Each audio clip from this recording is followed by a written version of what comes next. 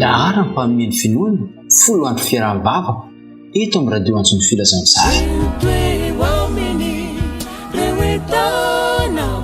Arahinao manomboka ny folo hatramin'ny 20 Janoary 2024 ivantana eto amin'ny page Facebook Antson'ny Filazantsara Antsiranana. Lahara mpanomeny finoana fotoana manokana natao hitondranam-bavaka ny fampeherezana. Manasanao anaraka tsy tapaka.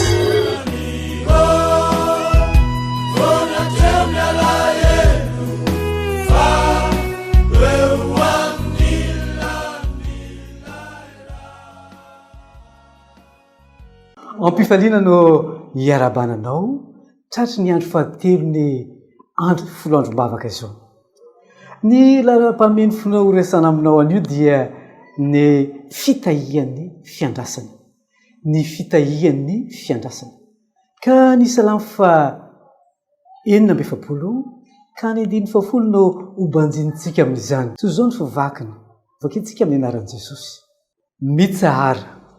Ka aoko ho fantatrareo fa izao no Andriamanitra. Averiko indray, mitsahara. Ka aoko ho fantatrareo fa izao no Andriamanitra. Nahoana moa isika no asiana mitsahatra? Nahoana isika no asiana miandry? Inona ny tombontsoa zany fiandrasana zany? Alohan'izay nefa dia andao isika hiaraka hivavaka. Hivavaka isika.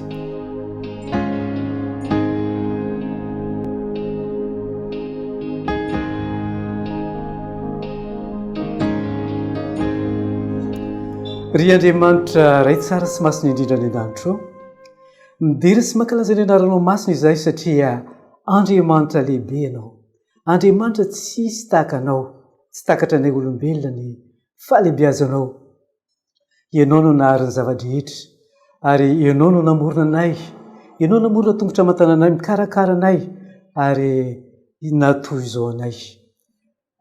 Mangataka anao Andriamanitra, andray ny fisaorana ihany koa satria nomenao izao andro fahatelo izao zahay. Antonianay ny fitahian'ny fiandrasana dia ny loha hevitra amin'izao andro fahatelo izao. Omeo anay ny fananao masina hitaradalana anay ka tonga anay hatakatra ny tianao ambara ary mamelany elokay. Amin'ny anaranao Jesosy no angatana izany. Amen.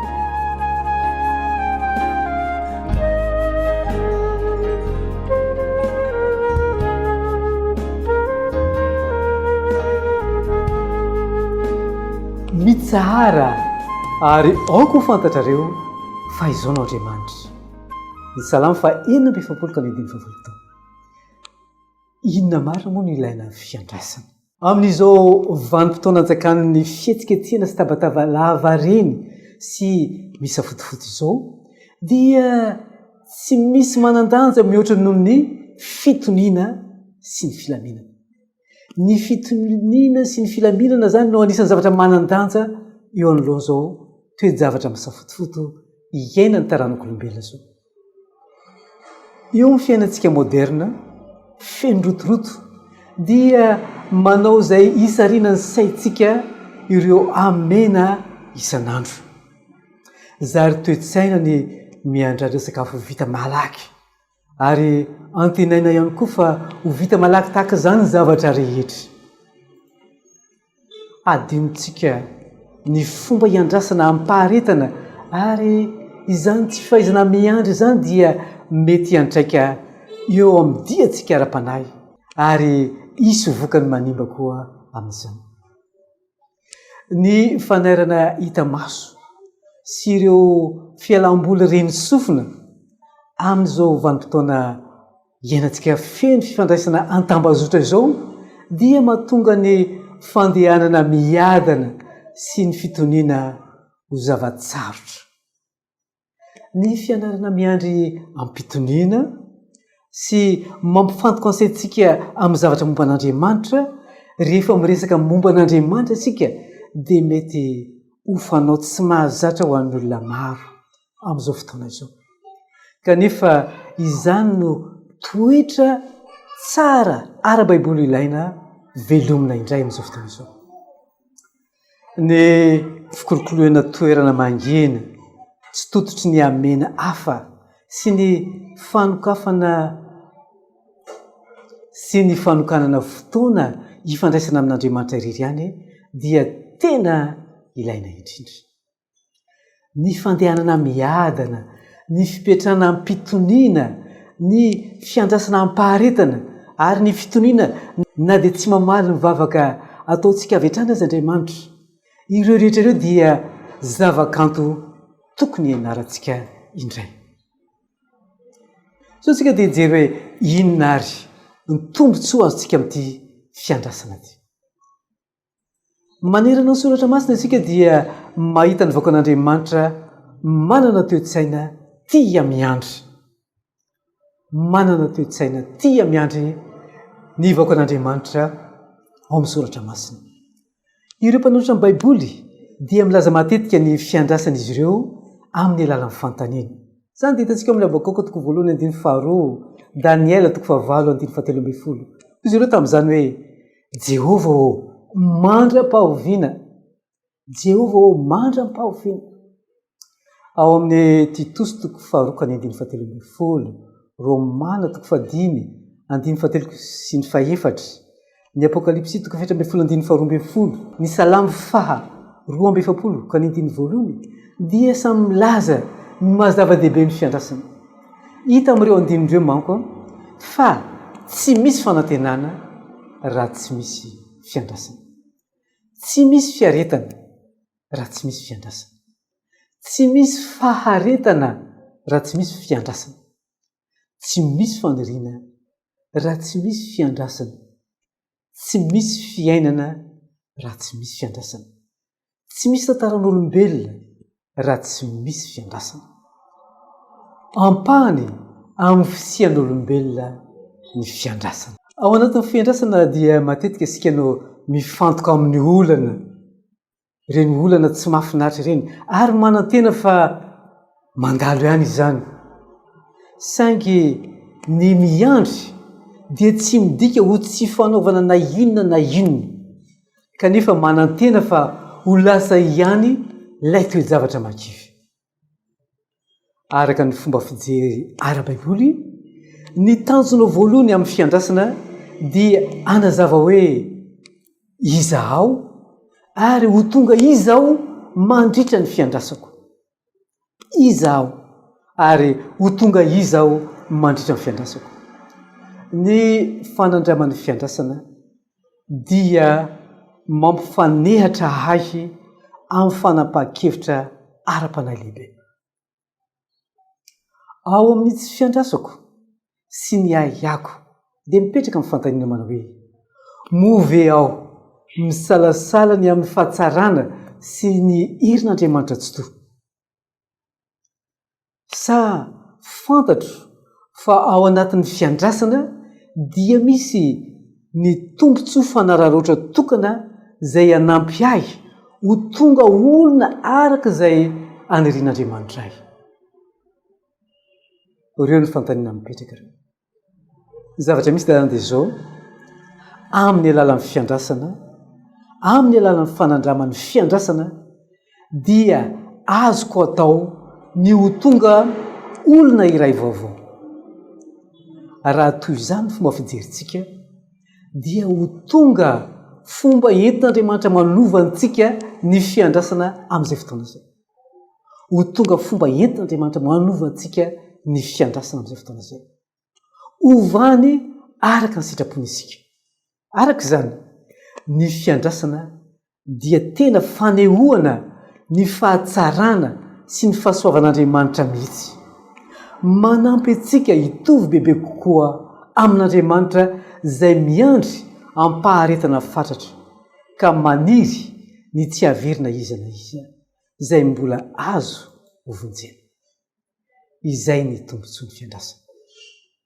Ankehitriny dia andao hoentsika mibavaka izany.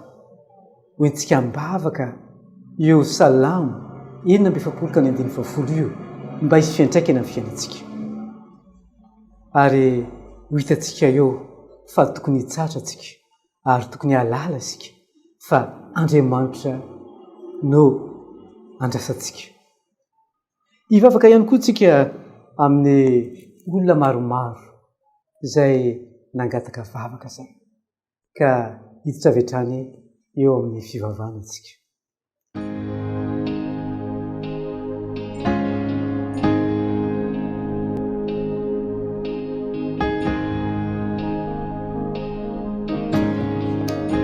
Hivavaka isika. Andriamanitra rainay tsara sy masina indrindra ny an-danitro. Misaotra anao zay satria nomenao zany fampianarana sarobidy zany dia ny ahaizanay mitsahatra. Mahatsiaro Andriamanitra fa tsy mahatsapa ny ilana izany fiandrasana izany. Tsy mahatsapa izany filana ny fitsarana izany. Ary indraindray zay dia manao ny zavatra rehetra araka ny herinay ary tsy tsapanay kory fa tokony eo anao anampinay. Ray io mangataka anao zay mba anampinay anana fitsarana amin'ny fiainanay. Mangataka anao zay mba hiantehitra aminao amin'izany fitsarana izany.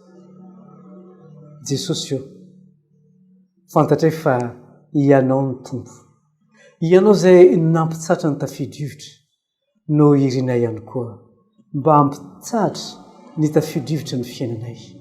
Ampio zay hiankina aminao tanteraka mba atonga izany fiandrasana izany ho fitahiana eo amin'ny fiainanay. Fanahy masonao mangataka anao mba ampatsiaro anay mandrakariva izany tombontso ny fiandrasana izany. Aza vela irery zay mbitsy aminay mandrakariva mba tonga anay eo amin'ny tanjona zay irin'Andriamanitra hitondra famonjena ho anay. Ray io amin'izao fotoana zao koa dia misy olona maromaro zay mangataka vavaka ka amin'izany vavaka izany Andriamanitra dia mangataka anao zay ho an'ny olona zay mangataka ahazo saina sy fo ahay misafidy eo amin'ny fiainana rehetra. Misy olona mangataka fahendrena ho an'ny zanaka, mangataka anao Andriamanitra anampy azy ireo amin'izany ary mangataka ihany koa ny raim-pianakaviana mba hanana fahalemem-panahy tanterao zany Andriamanitra. Misy ihany koa eo fikasana ho an'ny ankonana mba azahoan'ny ankonana asa. Andriamanitra vao zany olana izany, omeo asa sahazy azy izany ankonana izany. Misy ihany koa eo zanakao izay mangataka ny ahazo tokantrano, omeo azy Andriamanitra ny tokantrano sahaza ary omeo fahasambarana izy amin'izany tokantrano irino ho azo zany. Misy ihany koa eo mangataka fahasalamana, ianao zay dokotera Andriamanitra no angatana mba hanindro ny loharanon'aretina ka tonga izany mpanomponao zany ho salama tsara. Misy ihany koa eo mangataka fanambinana amin'ny tokantrano ary mangataka ihany koa ahazo lova dia zanaka izay hoentina any an-danitra. Omeo azy Andriamanitra zany. Raha io be dia be ny zavatra tiana angatana nefa kely ny fisainana reka mangataka anao Andriamanitra hanome anay izany, hanome anay izay tsara indrindra ho anay. Amin'ny anaran'i Jesosy no angatana izany. Amen.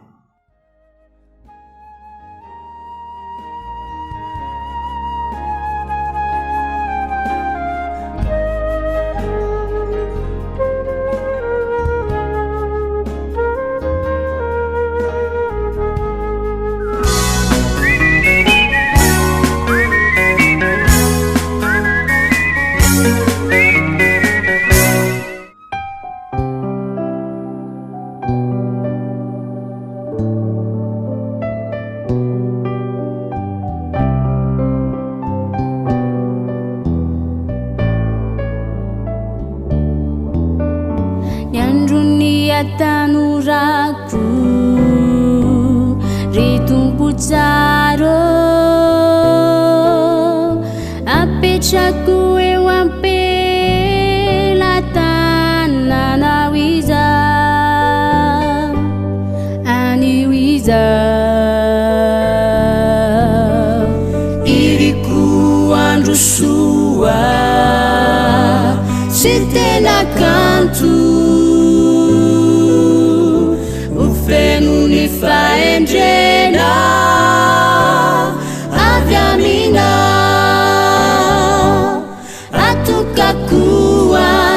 Jeso ny hery ny atanorako ianao irery tompoa irikomba hitantana azavela andevela Jesosio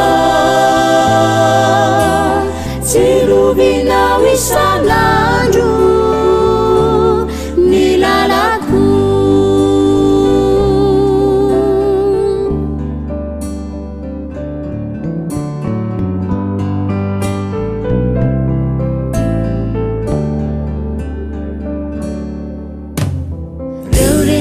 rendrany zao tontolo izao mety sarika iana lavitrana Jesosio koampianara ho tompo ny teninao fiarovana mafy ny lalako atokako anao Jeso ny hery ny atanorako ianao irery tompoa irikomba hitantana azavela andevela Jesosio rovinao isanandro ny lalako atokako anao Jeso ny hery ny atanorako ianao irery tompoa irikomba hitantana azavela andevela Jesosio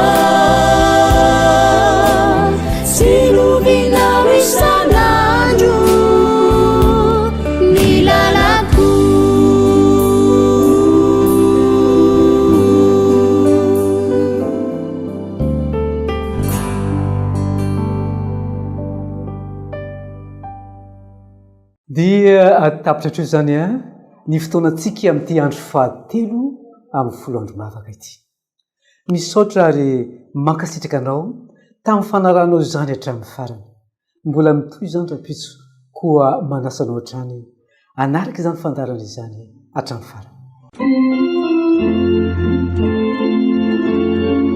lahara mpanomeny finoana folo andro fiaraha-bavaka eto amin'ny Radio Antson'ny Filazantsara